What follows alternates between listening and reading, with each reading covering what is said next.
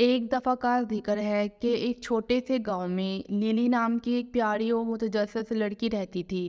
اس کے پاس سرخ جوتوں کا ایک جوڑا تھا جسے وہ پسند کرتی تھی اور وہ جہاں بھی جاتی تھی پہنتی تھی۔ یہ جوتے کوئی عام جوتے نہیں تھے، ان کے پاس ایک جادوئی طاقت تھی جو انہیں ایک دوستانہ پری نے عطا کی تھی۔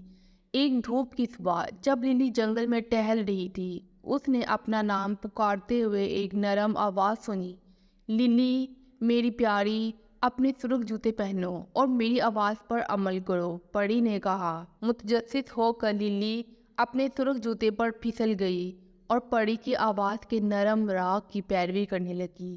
جوتوں نے جنگل میں اس کی رہنمائی کی، یہاں تک کہ وہ ایک کلیئرنگ تک پہنچ گئی جہاں اس نے جانوروں کے ایک گروپ کو مدد کی ضرورت میں دیکھا۔ ایک خرگوش تھا جس کا گڑا گر گیا تھا، ایک چھوٹا پرندہ جس کا پر ٹوٹا ہوا تھا اور ایک کھویا ہوا ہرن تھا۔ للی کا ہمدرد دل ان کی تکلیف کو برداشت نہیں کر سکتا تھا، اس لیے اس نے نرمی سے ہر مخلوق کی مدد کی۔ اپنے سرخ جوتوں کا استعمال کرتے ہوئے اسے تیزی سے ایک جگہ سے دوسری جگہ لے جایا گیا۔ للی کی مہربانی سے متاثر ہو کر پری چمکتی ہوئی روشنی میں اس کے سامنے نمودار ہوئی۔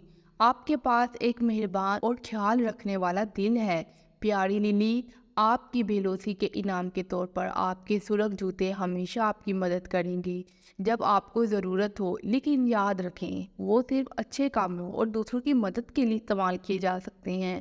اپنے نیک جادوئی تحفے سے بہت خوش ہو کر للی نے اپنے سرخ جوتے دانشمندی اور ذمہ داری کے ساتھ استعمال کرنے کا عہد کیا۔ اس دن سے وہ گاؤں کی چھوٹی مددگار بن گئی۔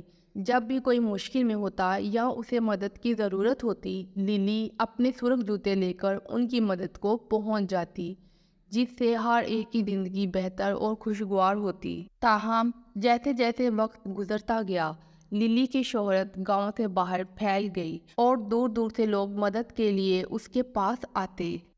شروع میں وہ کسی بھی ضرورت مند کی مدد کرنے پر بہت خوش تھی، لیکن جلد ہی اس نے خود کو درخواستوں سے مغلوب پایا۔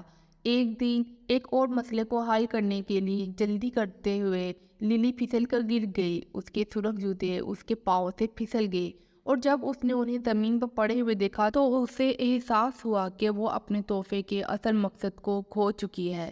یہ ہر ایک کے لیے ہر کام کرنے کے بارے میں نہیں تھا، یہ دنیا میں محبت اور مہربانی پھیلانے کے بارے میں تھا۔ عاجزی محسوس کرتے ہوئے للی نے جوتے واپس رکھ دیے اور اپنے جادو کو زیادہ سوچ سمجھ کر استعمال کرنے کا فیصلہ کیا۔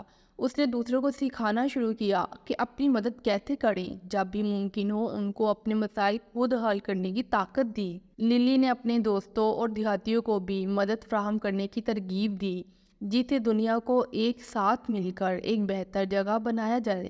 جیسے جیسے سال گزرتے گئے، للی کے سرخ جوتے گاؤں میں محبت، ہمدردی اور اتحاد کی علامت بنے رہے۔ بچوں نے اس کی طرف دیکھا، مہربانی کے حقیقی معنی اور دوسروں کی مدد کرنے کی خوشی سیکھ رہے تھے۔ پیارے بچوں، یہ کہانی ہمیں سکھاتی ہے کہ حقیقی جادو ہمارے دلوں کی بھلائی اور دوسروں کی مدد کرنے کی خواہش میں مضمر ہے۔ ہمیں اپنے منفرد تحائف اور ہنر کو محبت اور ہمدردی پھیلانے کے لیے استعمال کرنا چاہیے، نہ صرف اپنے لیے بلکہ اپنے آس پاس کی دنیا کی بہتری کے لیے مل کر کام کرنے اور دوسروں کو بااختیار بنا کر ہم سب کے لیے ایک روشن اور خوبصورت دنیا بنا سکتے ہیں۔